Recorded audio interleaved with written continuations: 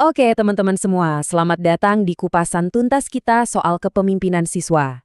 Hari ini kita bakal bongkar sebuah cetak biru yang bisa mengubah OSIS dari yang tadinya cuma soal proposal dan surat, jadi sebuah mesin kepemimpinan yang benar-benar punya dampak. Yuk kita lupakan soal birokrasi dan mulai bicara soal cara ninggalin jejak yang keren. Udah siap? Mari kita mulai. Coba deh, kalau dengar kata OSIS, apa yang langsung kepikiran? Pasti nggak jauh-jauh dari tumpukan proposal, surat izin, rapat-rapat yang panjang. Rasanya kok kayak kerjaan admin yang gitu-gitu aja ya. Tapi, gimana kalau semua itu ternyata cuma bagian luarnya aja? Nah, coba resapi kalimat ini. Ini dia kuncinya. Titik baliknya ada di sini.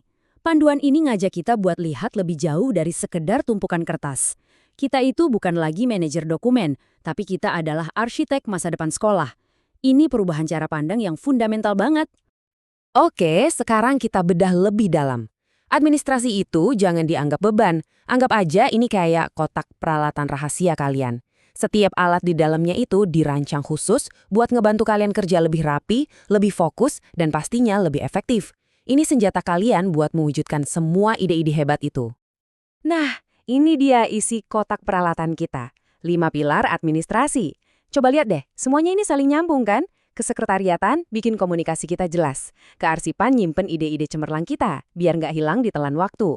Manajemen program ngasih kita peta jalan. Keuangan ngebangun kepercayaan. Dan struktur organisasi mastiin semua orang tahu perannya dan bergerak ke arah yang sama. Ini bukan birokrasi, ini kerangka kerja buat jadi hebat. Oke, peralatannya udah siap. Pertanyaan selanjutnya, buat apa semua ini? Nah, disinilah kita mulai bergeser.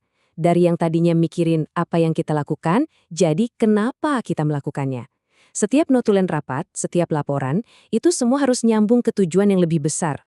Dan tujuan besarnya? Ya, ini dia. Visi, budaya. Anggap aja visi ini kompas buat semua kegiatan OSIS. Ada 3 pilar utama. Budi pekerti, prestasi, dan lingkungan. 3 pilar inilah yang ngasih makna ke setiap lembar proposal yang kita buat. Semua harus mengarah ke sini. Biar kebayang, kita pakai contoh ya. Misal kalian bikin program budi pekerti. Nah, administrasinya itu bukan lagi cuma laporan, tapi jadi bukti dari dampak yang kalian ciptakan. Kalian nggak cuma nulis acara sukses, tapi kalian catat partisipasi siswa naik 20%, insiden bullying menurun. Tiba-tiba administrasi jadi punya cerita kan? Atau gimana dengan prestasi? Waktu kalian bikin lomba, ngarsipin data itu bukan sekedar nyimpen nama pemenang di laci, bukan. Kalian itu lagi ngebangun semacam bank data prestasi sekolah. Dari data ini, kalian bisa lihat tren, bisa ngerancang program yang lebih jitu tahun depan. Arsip jadi alat intelijen, keren kan? Bahkan pilar lingkungan juga sama. Proyek bank sampah contohnya. Kalau administrasi keuangannya benar, ini bukan cuma soal ngumpulin sampah loh. Dengan nyatet setiap rupiah dari hasil daur ulang di buku kas, kalian ngebuktiin kalau peduli lingkungan itu nggak cuma baik, tapi juga bisa akuntabel dan produktif. Oke, alat udah, tujuan udah. Terus gimana cara jalaninnya? Nah, ini dia mesin penggeraknya. Sebuah alur kerja yang simple tapi powerful, plus keterampilan kepemimpinan yang wajib banget kalian punya. Namanya alur kerja 3M. Simple banget. Pertama, merencanakan. Kalian bikin proposal dan anggaran. Kedua, melaksanakan. Ya kalian jalanin rencananya. Dan ketiga yang ini nih sering banget kelewat, mengevaluasi. Kalian lihat lagi, apa yang berhasil, apa yang kurang. Siklus ini penting banget biar organisasi kalian terus belajar dan jadi lebih baik.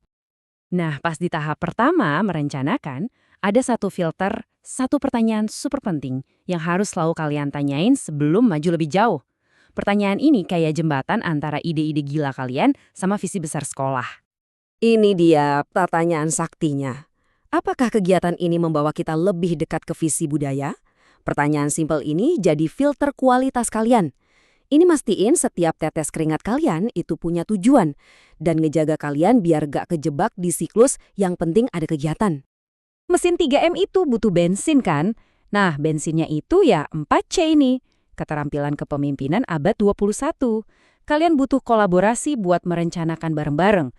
Butuh komunikasi yang bagus buat melaksanakan dengan solid. Butuh kreativitas buat bikin inovasi, dan pastinya berpikir kritis waktu mengevaluasi. Tanpa 4C, mesin 3M kalian nggak bakal jalan maksimal. Sekarang kita naik level lagi. Dari yang tadinya ngomongin cara kerja efisien, kita geser ke kualitas dan dampak. Ini adalah filosofi yang bakal bikin kerjaan kalian nggak cuma selesai, tapi juga bikin puas dan berkesan. Yang pertama, berkesadaran. Artinya, kalian nggak kerja pakai mode autopilot. Setiap tindakan itu disengaja, punya niat. Kalian tahu persis kenapa rapat ini penting, kenapa laporan ini harus dibuat, dan gimana semua itu nyambung ke visi budaya. Kalian hadir seutuhnya di setiap proses. Kedua, bermakna. Ini soal ninggalin jejak, bukan cuma bikin acara yang heboh sesaat, tapi acara yang ngasih nilai lebih. Contohnya gini, jangan cuma nanam pohon, tapi kasih juga label nama ilmiahnya, biar teman-teman bisa sambil belajar. Satu langkah kecil itu bisa ngubah kegiatan biasa jadi warisan. Itulah makna. Dan yang ketiga, menggembirakan. Ini ngomongin soal atmosfer tim. Kerja emang berat, tapi prosesnya harus fun, harus dinikmati. Rayain kemenangan-kemenangan kecil, saling support kalau lagi susah, energi positif kayak gini yang bikin tim kalian jadi super solid.